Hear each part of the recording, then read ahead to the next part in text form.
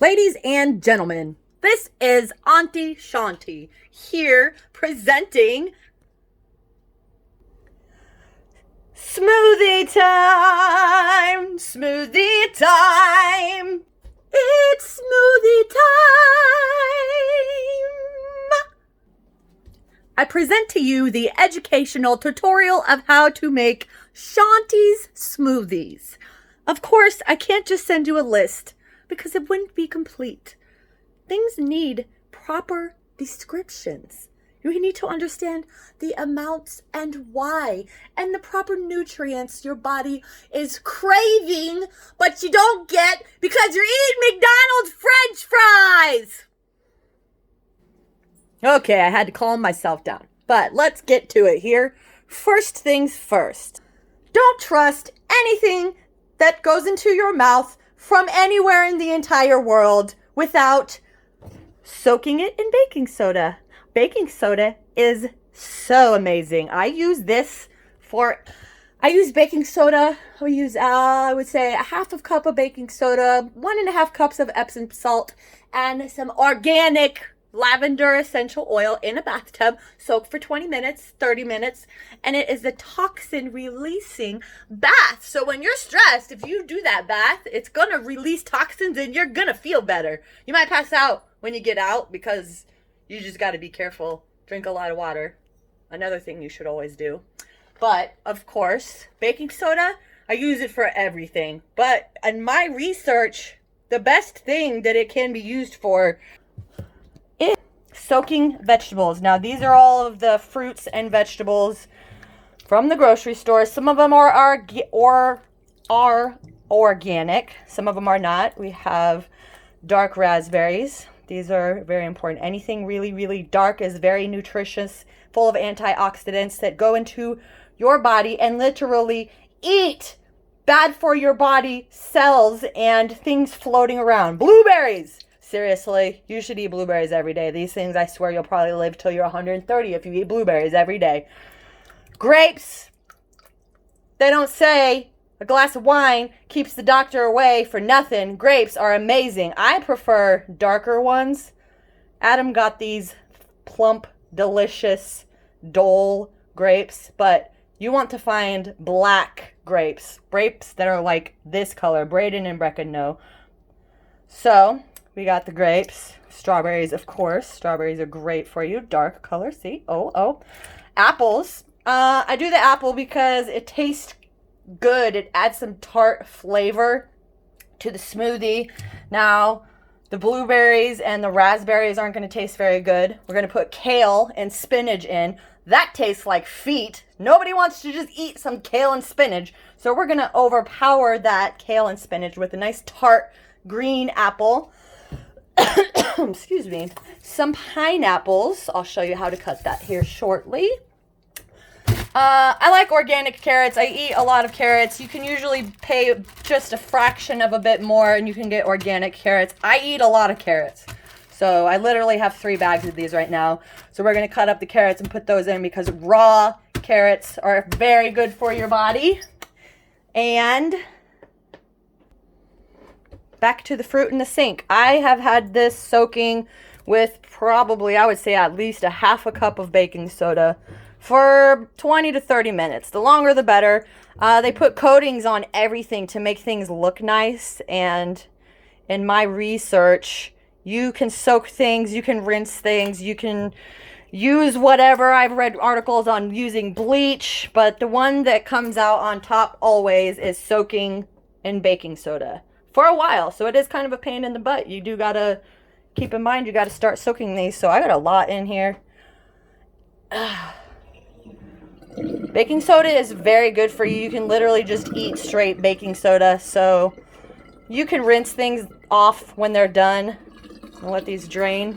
And we'll give them a little bit of a rinse. But I'm going to set up my area and get some things cut. Okay. Giant cutting board. Very important. I love a big giant cutting board. This one doesn't slide around. It has these grippies on the edge. If it doesn't have some grip on it, I would put a wet paper towel underneath And that's going to keep your cutting board from sliding, and that really sucks when you got a nice sharp knife and your cutting board sliding all over. I work in a kitchen, so I pretty much sharpen every knife before I use it. They get dull pretty quickly. I mean, I'm not rich. I can't afford this super nice, fancy, expensive knives, but honestly, most chefs in nice kitchens sharpen their knives before their night. So sharpen this knife up really good. I have this little knife sharpener here. It just makes things so much easier. Rinsky. Put the pineapple first. The end off. The other end off. Now we're going to be cutting down. So we just go straight down, and then if you look, I'm going to want to cut there.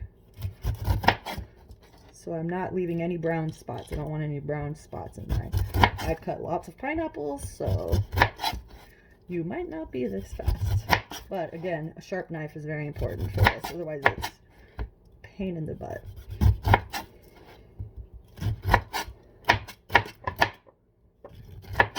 Okay, cut the outsides off. Just keep all my crap off the board to one side and just make a big old pile. Then we're going to cut it like an X.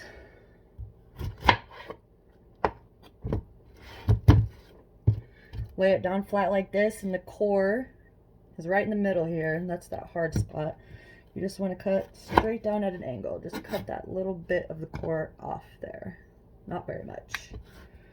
And then cut these fairly decent sized. That's keep them fairly large, because you don't need to waste your time and make them really, really small. Now I'm going to go do the rest of them. Next, their apple. Okay, always keep your knife in your area. Don't go like Chantel at work, flinging it around and yelling at people. Children, keep it steady. Keep this steady. This is why you want a sharp knife.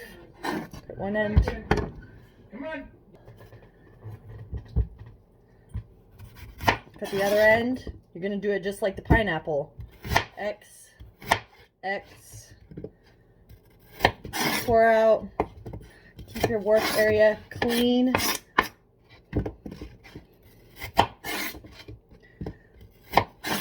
And these we're going to cut into fourths, because I have no idea.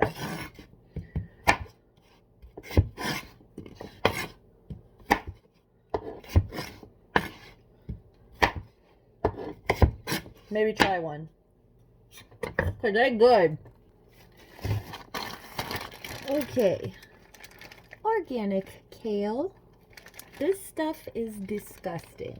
If you put too much organic or too much kale, you're only going to taste, it's so gross. I don't even know how to make this stuff taste good. So when you put this into the baggie, I will show you do not put very much.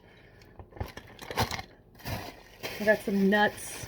Brayden doesn't like the nuts in it. Maybe don't put them in your individual ones, but I'm making these for Elijah and Ariana, and I'm mean. And I will put a little bit of nut in every single bag. That way they have to drink it, even if it tastes bad. Because nuts are brain food, and this will help your brain to last a long time. Carrots. Strawberries. Cut up pretty big. Plate of pineapple. Apples. Big bag of kale. A sink full of berries. Oh, that's cute. That'd be a good background. How cute is that? I just took a picture of it. Okay, I got the baggies flipped inside out. Quite a bit. I don't even know how many, but I always do quite a lot. And I'll start with one ingredient, and Brecken helps me with this one. I'm making these for kids, so I don't want a lot in each bag.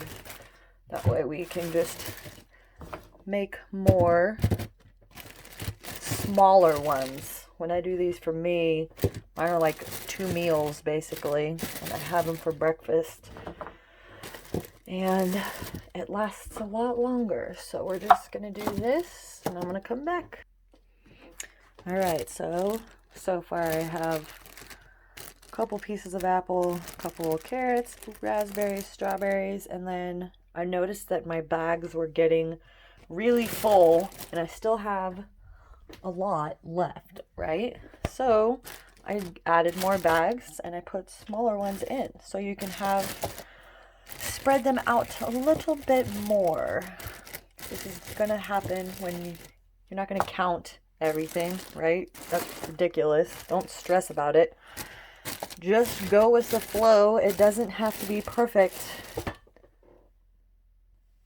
Brecken, they don't have to be perfect. So I'm just gonna stretch them a little bit more. Get a little more out of it. All right. So I'm just doing one ingredient at a time. That way I can see what I'm doing. I have more grapes. So I'm gonna do 3 grapes each. Basically, go through all of these. But you see how they're still staying fairly small. It just depends on what you have, how much ingredients you have. And one of the things that I like to do is make sure to do a variety. So this is going to be what we have for this time. Next time, go check out other fruits and vegetables in your store that look interesting. You can try it, first of all, then see if you like it. If not, stick it in a smoothie. Then you blend it up and you get the nutrients and it's going to taste good because you're going to put vanilla in it. If there's one thing that you want to go overboard on, it's blueberries. These things are gold. They're very, very, very, very, very good for you. So every time I make smoothies, I put blueberries in them. One thing you can do is when you buy them from the grocery store, if you find them for a good price in season, buy a ton of them and freeze them. That's going to be the best bet when you're in season for sure. Like load up your freezer with really good priced fruits. Fruits can freeze. This is Celtic sea salt. I've read a lot about it. Salt is your body needs salt. So this is actually a salt that your body isn't going to get because it's from the other side of the world and there's a bunch of minerals in it. Well, I don't know if you can actually see that, so let's do it here. Minerals that your body doesn't usually get. So it's always nice to mix in something new. So like on this one, I'm putting a little tiny bit of salt in. Another thing that you could add would be cinnamon. Cinnamon's really healthy. Tiny bit, not a lot. And of course,